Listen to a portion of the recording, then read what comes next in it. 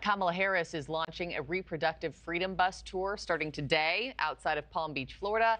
And Donald Trump holds town halls with supporters in Pennsylvania this week. Here to break it all down is political commentator and host of So What on YouTube, Chris Cillizza.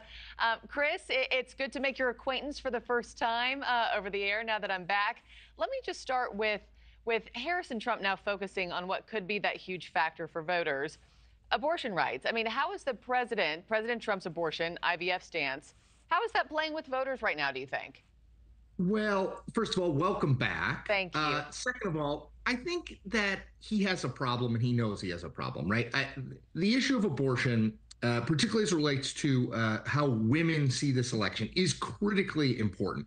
And Trump is the person who put 3 conservative justices on the Supreme Court who overturned Roe v. Wade. So it's hard for him to get past that. He is trying in a lot of ways. He's talked about the 6-week abortion ban that's on the ballot in Florida being too short, too small a window. He's talked about paying the government or private insurance paying for IVF.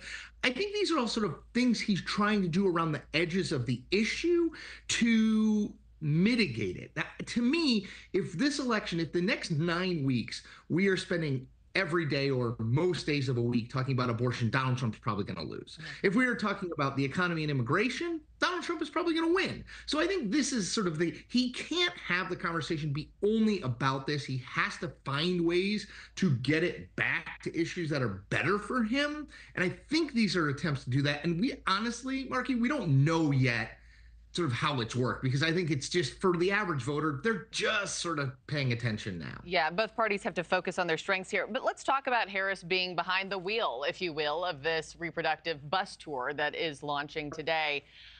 And her focusing on abortion rights, women's rights. Is that the smart play for her to make it to the Oval Office? You think? I think it is. I mean, look, I thought that Joe Biden should have talked about it way more during his campaign. He was not a perfect messenger. She's obviously as a woman, I think she can speak to women's rights more powerfully than an 81-year-old guy. So I do think it is the winning issue for Democrats. I think it is an issue we saw in the 2022 midterm elections, by the way, that all the polling suggested, well, it's going to be a good election for Republicans.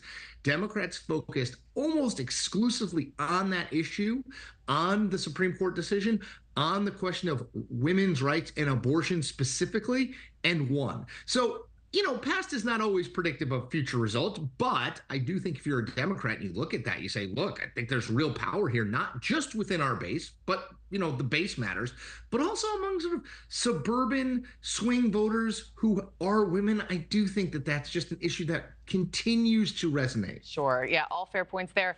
I also want to talk about the war overseas. Of course, meanwhile, Vice President Harris is still being dogged by issues like the hostage crisis in Israel. Yeah.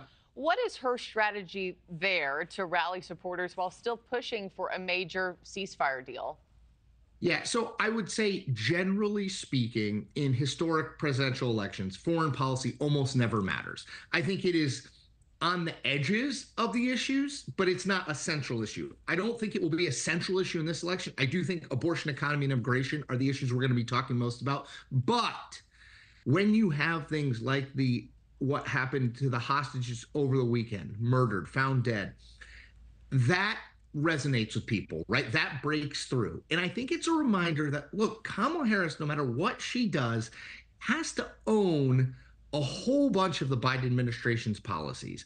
That can be good, but it also, in this situation, could be really bad if they cannot find a way to a ceasefire. And at least today, doesn't look like they're any closer than they have been. So probably further away.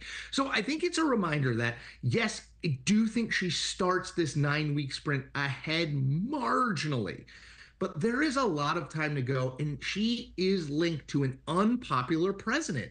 Joe Biden is not popular. His policies, whether it's foreign policy, whether it's on the economy, whether it's on immigration, almost all the things he's done are not popular with the American public, and Kamala Harris is going to have to own that at some An answer level to that in the next 63 days. Tuesday. Yeah, I Yes, know we'll all be. right, and that's going to be huge. It's going to be huge. I know we'll all be watching. I hope to have you back on this week ahead of it to debrief ahead of the big showdown next Tuesday night. Chris Cillizza, thanks so much for joining me this morning. I appreciate your time. Thanks for watching, everybody. Go to joinnn.com to find NewsNation on your television provider. Also, don't forget to click that red subscribe button below to get more of NewsNation's fact-driven, unbiased coverage.